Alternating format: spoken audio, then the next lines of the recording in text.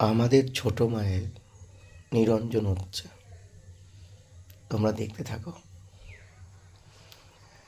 সত্যি বলতে মনটা খুবই খারাপ করছিল। এই যে মাকে বিদায় দেব, এটা ভাবলেই খুব কষ্ট হয়। এই 5টা দিন কিভাবে কেটে যায় আমরা নিজেরাও জানি না, কিন্তু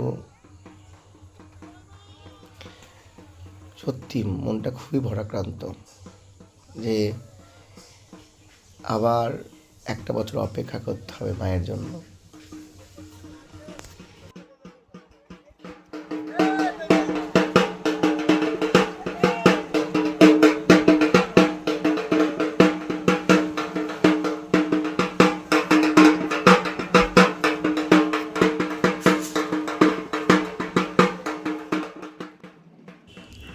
এই হলো আমাদের ছোট মা, যাকে ঘিরে এই 5 দিন আমাদের আনন্দ, উৎসব, উন্মাদনা সবই ছিল।